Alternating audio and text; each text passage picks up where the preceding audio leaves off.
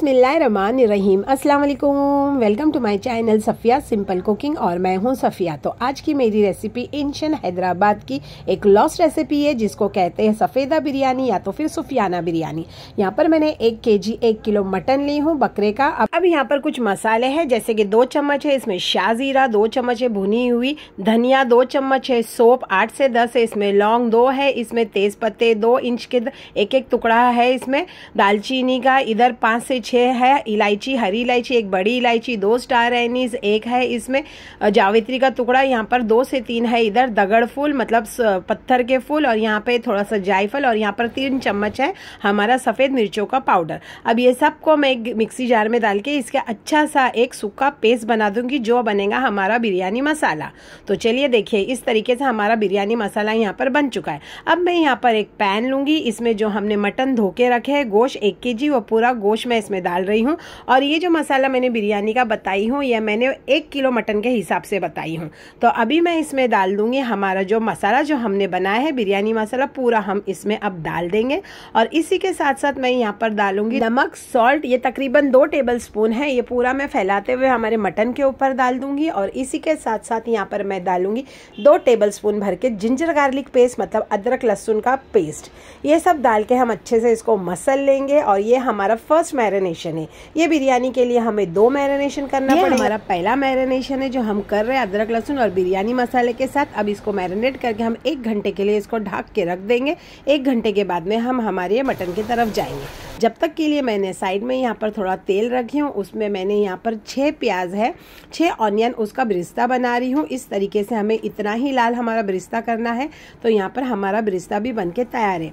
वैसे तो original recipe में यहाँ पर आलू का मतलब बटाटे का बिल्कुल इस्तेमाल नहीं होता है, क्योंकि मेरे घर में ये बहुत पसंद किए जाते हैं पुलाव और बिरयानी में। तो मैं अक्सर हमारे पुलाव में और बिरयानी में आलू ये मतलब बटाटे का इस्तेमाल करती हूँ। तो चलिए मेरा बिरिस्ता भी यहाँ पर बनके तैयार है। अब यहाँ पर देखिए मैंने 10 से 15 यहाँ पर बादाम ली हूँ और मैं ये बादामों को पीस के इसका एक पेस्ट बनाऊंगी। दूध के साथ, आधा कप दूध के साथ मैंने इसको पीस के इसका एक पेस्ट बना के रख ली हूँ। तो चलिए अब हम हमारे चावल की तरफ चलते हैं। हमारे चावल निकाल के उसको भिगोते हैं। तो मैं ये बिरयानी के लिए मैंने यहाँ पर 1.25 किलो 750 ग्राम मैंने चावल ली थी। ये देखिए बासमती चावल है जिसको मैंने अच्छे से धो के साइड में रखी हूँ भीगने के लिए। तो कम से कम आप 1 से 2 घंटा रखिए ताकि आपके चावल अच्छी तरीके से भीग जाए। जब बिरयानी बनाने के टाइम ज़्यादा हमें टाइम नहीं लगे चावलों को उबालते हुए। तो ये वही तेल है जिसमें मैंने अभी बिरिस्ता बनाई हूँ। तो मैं और ये मैं एकदम मीडियम साइज के मतलब छोटे, ज़्यादा बहुत ज़्यादा ये छोटे नहीं है, मीडियम भी नहीं है, मीडियम और छोटों के बीच में का ये बटाटे हैं जिनको मैं खाली अक्खे अक्खे रख रही हूँ ताकि जब मैं इनको अच्छी तरीके से फ्राई कर दूंगी तो ये मैं और इसी तरीके से जब मैं बिरयानी के अंदर डाल दूंगी तो गल जाएंगे। काफ़ी बड़े रहेंगे तो क्या हम फ्राई करने के बाद में भी बिरयानी में डालेंगे तो फिर वो गलेंगे नहीं। तो देखिए यहाँ पर मेरे बटाटे मतलब आलू फ्राई होके निकल गए। सूफियाना बिरयानी जो है ये हैदराबाद में अलग बनती है जिसको सफ़ेदा बिरयानी भी कहते हैं। और ये सेम बिरयानी आपका लखनऊ में भी बनती है तो वहाँ पर कुछ अलग तरीके से बनती है और ये हैदराबाद में कुछ अलग तरीके से बनती है।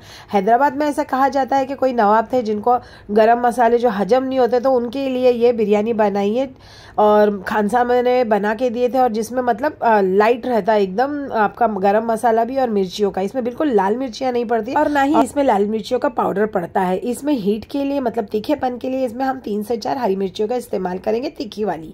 तो अभी यहाँ पर हमारे आलू फ्राई होके निकल चुके हैं। अब यहाँ पर मैंने एक कटोरी भर के तकरीबन ये 10 से 15 काजू होंगे जिनको मैंने बीच में से स्प्लिट कर दी हूँ, खोल दी हूँ और वो काजू मैं यहाँ पर फ्राई कर रही हूँ। तो ये काजू को हम ना ज़्यादा लाल करेंगे ना ज़्यादा इसको वो करेंगे। अगर ये तेल गर्म होगा तो बस आप डाल के निकाल दीजिए, अगर तेल गर्म नहीं है तो हल्का ब्राउन होने तक इसको आप फ्राई कर दीजिए। तो चलिए बातों बातों में मेरे काजू भी यहाँ फ्राई होके निकल गए। तो चलिए अब मैं चलती हूँ हमारे चावलों की तरफ। तो यहाँ पर मैंने एक डेगची रखी हूँ, डेगची के अंदर मैं हमारे चावल सब वो डाल दूंगी। चावल डालने के बाद में हम इसमें डालेंगे पानी। तो यहाँ पर चावल आप ध्यान रखना कि पहले से भिगे हुए हैं तो ये ज़्यादा टाइम नहीं लेंगे पकने के लिए। तो मैं यहाँ पर 1 से 1.5 लीटर पानी डाल दूंगी, इसमें हमारे चावल पक जाएंगे। इसी के साथ साथ मैं इसमें कुछ धनिया की और कुछ पुदीने की पत्तियाँ भी इसके अंदर डाल दूंगी मैं। और मैं आपको बता दूं कि कभी भी आप बिरयानी बनाएं तो चावल का बराबर से ध्यान रखना। अगर आपके चावल ओवर कुक हो जाए या चावल आपके कच्चे रह गए तो बिरयानी में मज़ा नहीं आएगा। और जब ओवर कुक हो जाता है तो चावल का फिर मतलब फ़ायदा ही नहीं। तो इसलिए चावल को आप बराबर से पकड़ना। तो अभी यहाँ पर मैं डाल रही हूँ 2 इंच के 2 से 3 टुकड़े यहाँ पर मैं डाल रही हूँ दालचीनी के, बस इतना ही डालना है। और बाद में 2 से 3 आपको चाहे तो आप इसमें डाल सकते हो तेज पत्ते। तो चलिए यहाँ पर मैंने कुछ मसाला ली हूँ, वो मैं आपको बताती हूँ। यहाँ पर 1 कटोरी खोया है, यहाँ पर ब्रिस्ता हमने जो बनाई है, हमारे बादाम का पेस्ट है, यहाँ पर दही है, 100 से 150 ग्राम दही का इस्तेमाल होगा इसमें। और यहाँ पर मैंने कोतमीर और पुदीना ली हूँ, ये तकरीबन आधी गड्डी कोतमीर और पुदीना है, मतलब आधा बंच कोतमीर का, आधा बंच ये है पुदीने का। और मैंने बाजू में जो हमारे चावल रखी हूँ उसमें मैंने नमक डाल दी हूँ, तो मैंने वहाँ पर 3 टेबलस्पून नमक भी डाल दी हूँ। और ये है हमारा मटन जो हमने फर्स्ट मैरिनेट करके रखे, मतलब पहला मैरिनेशन करके रखे। तो चलिए इसमें अब हम डालते हैं हमारे जो अभी वाले इंग्रेडिएंट है। तो मैं सबसे पहले इसमें 100 ग्राम डाल दूंगी दही। दही डालते टाइम आप इसको थोड़ा सा चम्मच की मदद से फेंट लेना, फिर डालना, तो ये अच्छी तरीके से हमारे मटन के मैरिनेशन में लग जाएगा। अब इसी के साथ साथ मैं यहाँ पर डालूंगी हमारा आलमंड का पेस्ट, मतलब हमारे यहाँ पर हम यूज करेंगे बादाम का पेस्ट। उसी के साथ साथ मैं यहाँ पर इस्तेमाल करूंगी ब्रिस्ता, तो मैं ब्रिस्ते में पौना हिस्सा ब्रिस्ते का डाल दूंगी और थोड़ा सा पाव हिस्सा ब्रिस्ता में रखूंगी, बाद में हमको जो बिरयानी गार्निश करने के लिए लगेगा। और इसी के साथ साथ मैं डाल दूंगी जो मैंने आपको मावा बताई हूँ, वो मावा। और जब मावे का भी इस्तेमाल करें तो फ्रेश मावा लाइए, अगर फ्रिज में रखा हो तो उसको आप आधे घंटे के लिए पहले फ्रिज से निकाल दीजिए ताकि वो सॉफ्ट हो जाएगा। जब इस तरीके से आप उसको क्रम्बल करके या तो उसको कद्दू कस करके डालना, जिससे क्या होगा कि ये अच्छी तरीके से बिरयानी में लग जाएगा। अब ये कोतमीर और पुदीना मैंने आपको बताई थी, वो मैं डाल रही हूँ। तो कोतमीर को भी मैंने काट दी हूँ और मैंने पुदीने को भी डाल दी हूँ। अगर आप ग्रीन एकदम अच्छा फ्रेश कोतमीर और पुदीना लाए, ऐसा ग्रीन तो बहुत ही अच्छा रहता है और फ्रेश का टेस्ट भी कुछ अच्छी तरीके से आता है।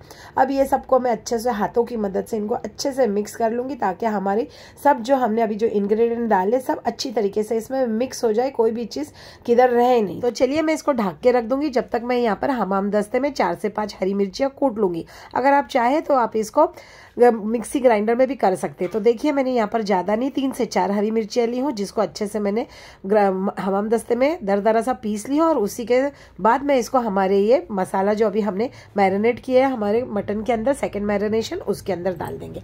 अब इसी के साथ साथ मैं यहाँ पर डाल दूंगी आलू, मतलब बटाटे। और उसी के साथ साथ मैं यहाँ पर आधे जो हमारे जो काजू है वो डाल दूंगी।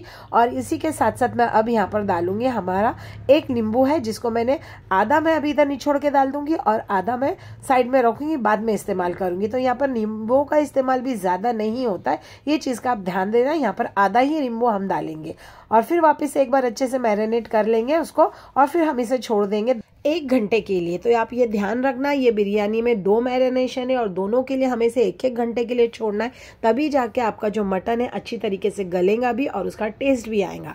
अब साइड में जो चावल थे हमारे, माशाल्लाह देखिए अभी उसमें धीरे धीरे जोश आ रहा है।